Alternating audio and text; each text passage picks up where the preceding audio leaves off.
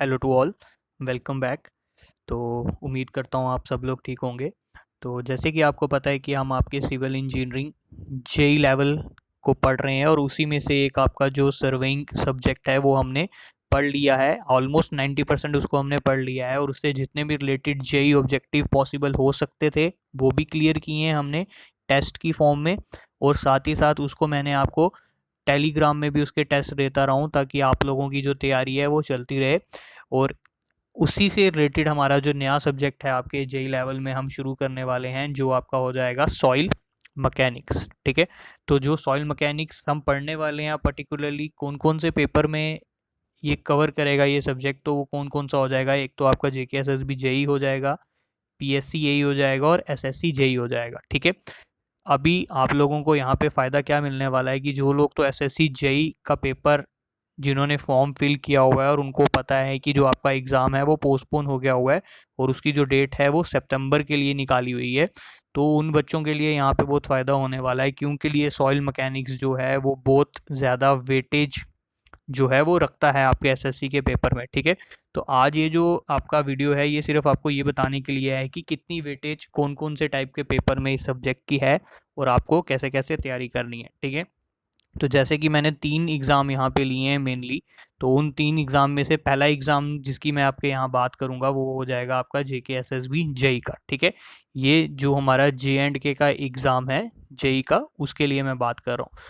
तो अगर मैं बात करूँ आपके जो पेपर हुए थे 2013 के फॉर्म के और 2014 के फॉर्म में, उसमें जो आपका सिलेबस था उसमें जो इसके मार्क्स थे वो थे 15। ठीक है, 15 नंबर का पेपर वो आया हुआ था, वेटेज जो इसकी थी वो थी 15 नंबर की।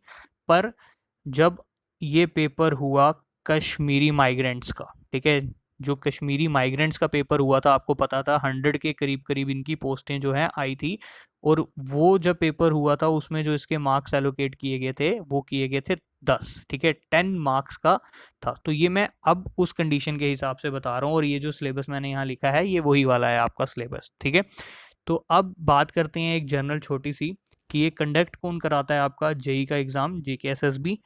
और अभी तक अगर मैं बात करूं ये जेई के एग्ज़ाम कितने कंडक्ट हो चुके हैं, जो हमारा प्रीवियस एक्सपीरियंस रहा है उसकी अगर मैं बात करूं तो अभी तक सिर्फ 3 एग्ज़ाम हुए हैं। ठीक है, तो 3 एग्ज़ाम में से जो 2 एग्ज़ाम थे वो तो हुए थे आपके नॉर्मल, और एक जो हुआ है वो है आपका कश्मीरी माइग्रेंट्स का। ठीक है, और इसमें से जब 2 पेपर हुए थे उसमें जो इसकी वेटेज रही है वो रही है 15 नंबर की।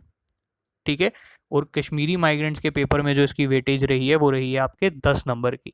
तो सिलेबस आप लोगों ने देख लिया है यहाँ पे क्या है। ठीक है, हम इसको पूरा कंप्लीटली पढ़ेंगे, बीच में आपकी वीडियो आपको पता है मैं एक एक सब्जेक्ट क्यों शुरू किया हुआ है ताकि आपका जो सब्जेक्ट है वो पूरा कवर हो चुके, ना कि मैंने सारे सब्जेक्ट के एक एक लेक्चर डाल दूँ और आपका कोई भी सब्जेक्ट क्लियर ना हो। ठीक है, दूसरी चीज़ बात करते हैं आपके जेकेपीएससी एई की।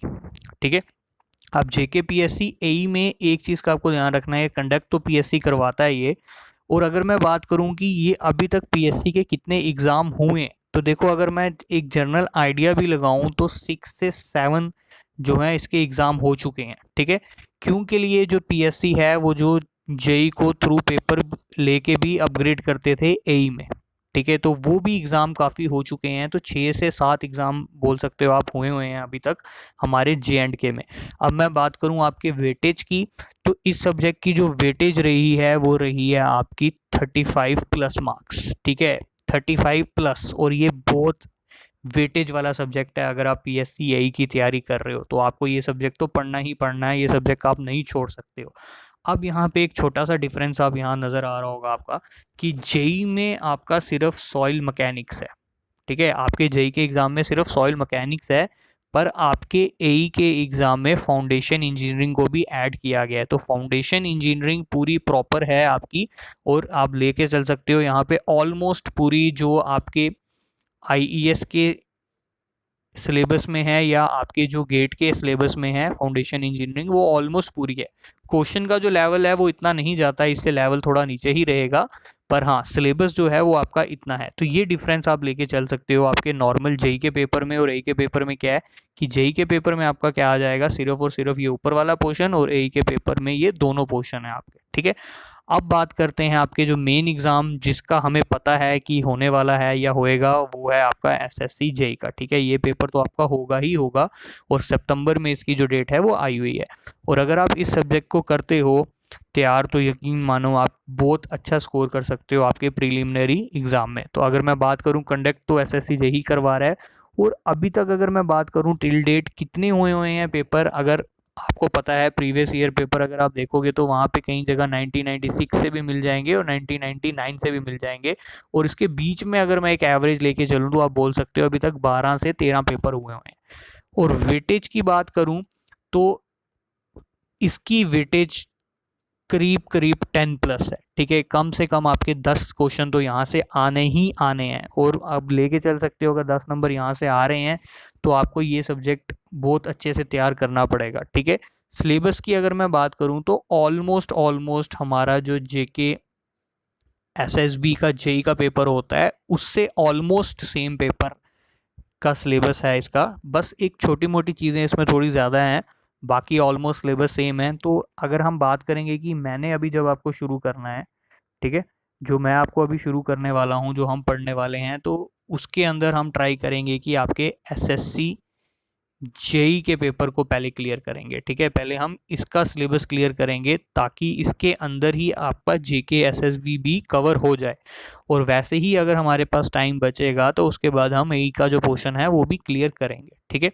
तो अब हम प्रोसीड कैसे करेंगे इसके अंदर ये मैं आपको बता देता हूँ। प्रोसीड करने का जो लोग हमारे से सर्वे के साथ जुड़े हुए हैं उन लोगों को पता है, पहले तो मैं आपको इंडिविजुअल जो आपका चैप्टर है वो पढ़ाऊंगा। ठीक है, उन चैप्टर के साथ साथ ही उसके जो क्वेश्चंस हैं वो भी आपको कराऊंगा, जो आपके ऑब्जेक्टिव भी रहते हैं और जो आपके न्यूमेरिकल भी रहते हैं। ठीक है, एक चीज़ तो ये होगी।